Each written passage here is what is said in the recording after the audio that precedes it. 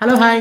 D S ഇറേ Pranav Mohanlal Rahul Sadasivan കോംബോയിൽ വന്നിട്ടുള്ള സിനിമയെക്കുറിച്ചാണ് നമ്മൾ സംസാരിക്കുന്നത്. രാഹുൽ സദാശിവൻ എന്ന് പറയുന്ന ഒരു ഡയറക്ടർ നെയിം അത് തന്നെയാണ് നമ്മുടെ സിനിമ കാണാനുള്ള ഒരു പ്രചോദനവും അതുപോലെ തന്നെ പ്രതീക്ഷയും. കേവലം 2 സിനിമകൾ കൊണ്ട് തന്നെ എന്താ പറയുക, ഹൊറർ സിനിമയുടെ ഒരു ബ്രാൻഡായിട്ട് മാറിയ ഒരു ഡയറക്ടറാണ് രാഹുൽ സദാശിവൻ. സിനിമയെക്കുറിച്ച് എങ്ങനെയുണ്ടെന്ന് പറയുന്നതിന് മുമ്പ് ഒരു 2 കാര്യങ്ങൾ, നിങ്ങൾ ചെയ്യാൻ പാടില്ലാത്ത ഒരു 2 കാര്യങ്ങൾ പറയാം. അത് നിങ്ങൾ ഏതെങ്കിലും കാരണവശാൽ എന്തെങ്കിലും ഒരു എളുപ്പമാർഗ്ഗത്തിന് നിങ്ങളുടെ തൊട്ടടുത്തുള്ള ഏതെങ്കിലും ലോക്കൽ തിയേറ്ററിൽ നിങ്ങൾ ഈ സിനിമ കാണാൻ പോയിട്ടുണ്ടെങ്കിൽ നിങ്ങൾക്കൊരു നല്ലൊരു തിയേറ്റർ എക്സ്പീരിയൻസ് മിസ്സാവും. രണ്ടാമത്തെ ഒരു കാര്യം, വളവളവളാന്ന് സംസാരിക്കുന്ന നിങ്ങളുടെ ചങ്കിനെയും കുട്ടി സിനിമക്ക് പോയി കഴിഞ്ഞാൽ നിങ്ങളുടെ സിനിമ അനുഭവത്തെ, എക്സ്പീരിയൻസിനെ സാരമായിട്ട് ബാധിക്കാനുള്ള ചാൻസ് ഉണ്ട്. ഇത് രണ്ടും നിങ്ങൾ ഒഴിവാക്കി കഴിഞ്ഞാൽ ഒരു ഗംഭീര ഹൊറർ സിനിമ എക്സ്പീരിയൻസ് ചെയ്യാനുള്ള ഒരു സാധ്യതയുണ്ട്. കിട്ടിലൻ ഹൊറർ സിനിമ.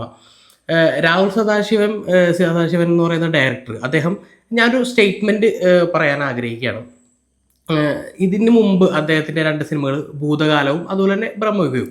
ഇതിലേക്ക് വരുമ്പോൾ ഡി എസ് ഇറയിൽ എന്ന് പറയുന്ന പ്രണവ് മോഹൻലാൽ സിനിമയിലേക്ക് വരുമ്പോൾ ആദ്യത്തെ 2 സിനിമകളുടെ പോലെ തന്നെ പ്രേക്ഷകനെ, രാഹുൽ സദാശിവൻ എന്ന് പറയുന്ന ഡയറക്ടർ ഒരു വേൾഡ് ക്രിയേറ്റ് ചെയ്ത്, അദ്ദേഹം ഒരു പശ്ചാത്തലം ക്രിയേറ്റ് ചെയ്തിട്ട് പ്രേക്ഷകനെ അതിലേക്ക് പൂട്ടിയിടുകയാണ് ചെയ്യുന്നത്. പിന്നെ ആ സിനിമ അവസാനിക്കുന്നത് വരെ നമുക്ക് എസ്കേപ്പ് ചെയ്യാൻ കഴിയില്ല. അതിൻ്റെ ഉള്ളിൽ നമ്മൾ പെട്ടുപോകും. അതാണ് അക്ഷരാർത്ഥത്തിൽ ആദ്യത്തെ 2 സിനിമകളുടെ പോലെ തന്നെ അതിനുള്ളിൽ പെട്ടുപോയി. നമ്മൾ ആ കഥാപശ്ചാത്തലത്തിൽ പെട്ടുപോയി. പിന്നെ നമുക്ക് അതിൽ നിന്ന് പുറത്തിറങ്ങാൻ കഴിയില്ല. ആ രീതിയിലാണ് പുള്ളി ചെയ്തു വെച്ചിട്ടുള്ളത്. ഒരു സിനിമ തുടങ്ങി പിന്നെ അവസാനം വരെ നമുക്ക് വേറെ ഒന്നും ചിന്തിക്കാൻ പറ്റില്ല. അവിടെ ഇവിടെയായിട്ട് കിളി പോകുന്ന തരത്തിലുള്ള കുറേ സാധനങ്ങൾ, ഹൊറർ പരിപാടികൾ ചെയ്തു വെച്ചിട്ടുണ്ട്. അതൊക്കെ കണ്ട് കിളി പോയി പേടിച്ച് ഞെട്ടി ഇരിക്കുക എന്നുള്ളത് മാത്രമാണ് അദ്ദേഹം നമുക്ക് വേണ്ടി ഒരുക്കി വെച്ചിട്ടുള്ളത്. വേറെ ഒന്നും നമുക്ക് ചിന്തിക്കാനുള്ള സംഭവങ്ങളൊന്നുമില്ല. ഒരുപാട് പോസിറ്റീവ്. പിന്നെ പ്രണവ് മോഹൻലാൽ എന്ന് പറയുന്ന അദ്ദേഹത്തിൻ്റെ ഒരു ട്രാൻസ്ഫർമേഷൻ ആക്ടിങ്ങിലുള്ള, തുടക്കത്തിൽ നമ്മൾ കണ്ട പ്രണവ് മോഹൻലാലൊന്നുമല്ല, കിട്ടിലനായിട്ട് അദ്ദേഹം പെർഫോം ചെയ്തിട്ടുണ്ട്. അദ്ദേഹത്തിൻ്റെ ഉള്ളിലുള്ളൊരു ഒരു ടെൻഷനും അല്ലെങ്കിൽ ഒരു നിസ്സഹായാവസ്ഥയും ഒരു പേടിപ്പെടുത്തുന്ന ആ പരിപാടികളെല്ലാം അദ്ദേഹത്തിൻ്റെ ഫേസിലായിക്കോട്ടെ ബോഡി ലാംഗ്വേജിലായിക്കോട്ടെ കിട്ടിലനായിട്ട് വന്നിട്ടുണ്ട്. ഒരു പണി അറിയാവുന്ന ഡയറക്ടറിൻ്റെ കൈ കിട്ടിയ ഒരു പ്രണവ് മോഹൻലാൽ. പിന്നെ അതുമാത്രമല്ല, അത് പണി അറിയാവുന്ന ഒരു ഡയറക്ടറാണെങ്കിൽ പോലും എത്രത്തോളം എക്സ്പ്രഷനും കാര്യങ്ങളൊക്കെ പറഞ്ഞു കൊടുക്കാൻ പറ്റുന്നുള്ളതിൽ ഒരു പരിമിതിയുണ്ട്. അത് മാറ്റിയിരുത്തി കഴിഞ്ഞാൽ പ്രണവ് മോഹൻലാൽ എന്ന് പറയുന്ന ഒരു ആക്ടർ തന്നെ അദ്ദേഹം ഉൾക്കൊണ്ടുകൊണ്ട് അഭിനയിക്കണമല്ലോ. അങ്ങനെ വെച്ച് നോക്കുമ്പോൾ നമ്മളൊരു ക്ലീശ ഡയലോഗ് പറയുമല്ലോ, പുലിക്ക് പറയുന്നത് പൂച്ചയാവില്ല എന്ന് പറയുന്ന ഒരു ഡയലോഗ്, അത് തന്നെയാണ് അക്ഷരാർത്ഥത്തിൽ സംഭവിച്ചിട്ടുള്ളത്. പ്രണവ് മോഹൻലാൽ കിട്ടിലനായിട്ട് പെർഫോം ചെയ്തിട്ടുണ്ട്. പെർഫോമൻസിലേക്ക് വരുവാണെങ്കിൽ പിന്നെ പ്രണവ് മോഹൻലാലിന് ശേഷം അരുൺ അജികുമാർ എന്ന് പറയുന്ന, അദ്ദേഹത്തിൻ്റെ പേര് അത്ര ഫെമിലിയർ അല്ലായിരുന്നു, കുറച്ച് സിനിമകളിലൊക്കെ ഞാൻ കണ്ടിട്ടുണ്ട്. കിട്ടിലനായിട്ട് അദ്ദേഹം പെർഫോം ചെയ്തിട്ടുണ്ട്. അദ്ദേഹത്തിൻ്റെ ഈ ഇൻ്റർവെല്ലിനോട് അടുക്ക പിടിച്ച് അദ്ദേഹത്തിന് സംഭവിക്കുന്ന ഒരു കാര്യമാണ്, സ്പോയിലർ ആവുന്നുള്ളതുകൊണ്ട് ഞാൻ പറയുന്നില്ല. ആ സാധനം കണ്ടപ്പോൾ കിളി പറന്നു. ഞാൻ ശരിക്കും പറഞ്ഞാൽ സിനിമയിലേക്ക് തുടക്കം തന്നെ നമ്മളെ ഇന്നാക്കുന്നുണ്ട്. കൂടുതൽ ഇന്നാവുന്ന സീൻ അവിടെയാണ്. അത് സ്പോയിലർ ആവുന്നുള്ളതുകൊണ്ട് ഞാൻ പറയുന്നില്ല. പിന്നെ ജിബിൻ ഗോപിനാഥ് ത്രൂ ഔട്ട് പ്രണവിൻ്റെ കൂടെ തന്നെ ചെയ്യുന്നൊരു ക്യാരക്ടർ അടിപൊളിയായിട്ട് ചെയ്യുന്നുണ്ട്. പിന്നെ വിസ്മയിപ്പിച്ച എന്ന് പറയുന്നില്ല, കുറേ സിനിമകളിൽ ചെറിയ ചെറിയ റോളുകൾ ചെയ്ത ഒരു ആക്ട്രസ്സാണ് ജയ കുറുപ്പ് എന്ന് പറയുന്നത്. ഒരു അന്യായമായിട്ട് പെർഫോം ചെയ്തിട്ടുണ്ട്. അത് ആ ക്യാരക്ടറിനെ കുറിച്ചും ഒരുപാട് പറഞ്ഞു കഴിഞ്ഞാൽ സ്പോയിലർ ആകും എന്നുള്ളതുകൊണ്ട്, ഇതിൽ കുറേ സ്പോയിലർ ആകും എന്നുള്ളത്, പ്രത്യേകിച്ച് ഹൊറർ സിനിമ ആയതുകൊണ്ട് തന്നെ സ്പോയിലർ ആകും എന്നുള്ളതുകൊണ്ട് ഈ ക്യാരക്ടറിനെ കുറിച്ച് നമുക്ക് ഒരുപാട് സംസാരിക്കാൻ പറ്റാത്തതുകൊണ്ട് അവിടെ വെച്ച് നിർത്തുന്നു.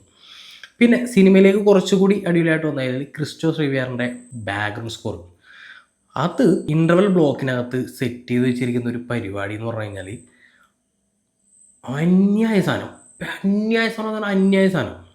അതുപോലെ തന്നെ ഓൾ സിനിമയുടെ തുടക്കം മുതൽ അവസാനം വരെ കുറേ പരിപാടികൾ ചെയ്ത് വെച്ചിട്ടുണ്ട്. എനിക്ക് ഭയങ്കരമായി ഇഷ്ടപ്പെട്ട സാധനമാണ് ഇൻ്റർവൽ ബ്ലോക്കിൻ്റെ സമയത്ത്. പിന്നെ ക്ലൈമാക്സ് നമ്മൾ ടൈറ്റിലൊക്കെ എഴുതി കാണിക്കുമ്പോഴുള്ള പരിപാടി, അന്യായ പരിപാടി. ക്യാമറ ചെയ്തിരിക്കുന്നത് ഷെഹ്നാൽ ജലാൽ, എഡിറ്റ് ചെയ്തിരിക്കുന്നത് ഷെഫീഖ് മുഹമ്മദ് അലി. ഇതിൽ സാധാരണ നമ്മൾ ഹൊറർ സിനിമകളിൽ കാണുന്ന ഒരുപാട് ടെംപ്ലേറ്റ് ഈ സിനിമയിലുണ്ട്.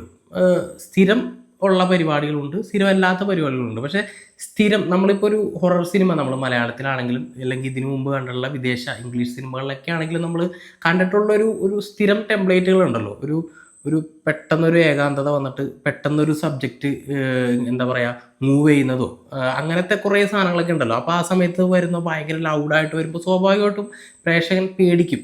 സ്വാഭാവികമായിട്ടും ഏതൊരു മനുഷ്യൻ പേടിക്കും.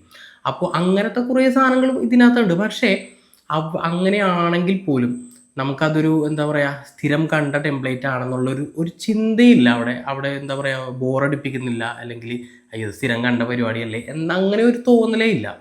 കിട്ടിയ പരിപാടി. പിന്നെ അതുപോലെ തന്നെ പോസിറ്റീവായിട്ട് തോന്നിയത് ആർട്ട് ഡിപ്പാർട്ട്മെൻറ്റ്. എൻ്റെ മോനെ കിടിലനായിട്ട് അതിൽ ക്ലൈമാക്സിലോട്ട് അടുക്കപ്പിടിച്ച് വരുമ്പോൾ ഒരു റൂമും ഒരു വീടും പരിപാടിയൊക്കെ കാണിക്കുന്നുണ്ട്. സ്പോയിലർ ആവുന്നതുകൊണ്ട് വീണ്ടും അത് പറയുന്നില്ല.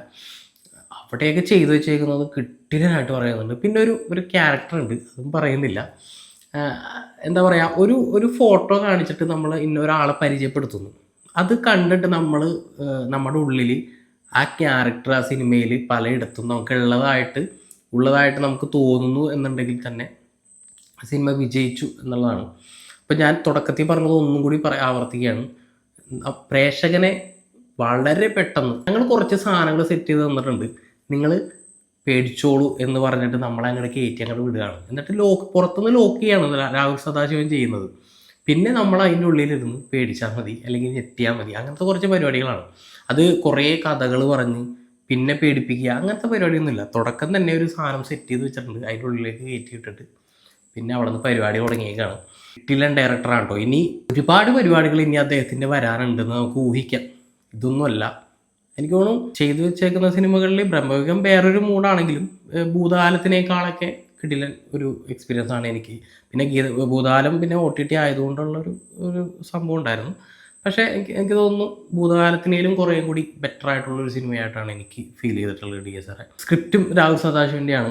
കഥ എന്ന് പറയുന്നത് നമ്മൾ ഇതിനു മുമ്പ് കണ്ടിട്ടുള്ള എന്താ പറയുക ഹൊറർ ആണെങ്കിലും അല്ലെങ്കിൽ വേറൊരു ത്രില്ലർ ടൈപ്പ്, ഒരു ക്രൈം ത്രില്ലർ ടൈപ്പ് സിനിമകളിലൊക്കെ വന്നിട്ടുള്ള ഒരു കഥ തന്നെയാണ്. പക്ഷേ അങ്ങനത്തെ സ്ഥിരമായിട്ടുള്ളൊരു ടെംപ്ലേറ്റ് കഥയ്ക്ക് ഉണ്ടെങ്കിൽ പോലും നമുക്കതിനെപ്പറ്റി ചിന്തിക്കാനുള്ള ടൈമൊന്നുമില്ല. നമ്മളിതിങ്ങനെ കണ്ട് ഞെട്ടി അല്ലെങ്കിൽ പേടിച്ചിരിക്കുന്ന അത് ഓരോ ഘട്ടത്തിനകത്ത് ഓരോരോ സാധനങ്ങൾ ഇങ്ങനെ ഇട്ടിട്ട് പോയിട്ടുണ്ട്.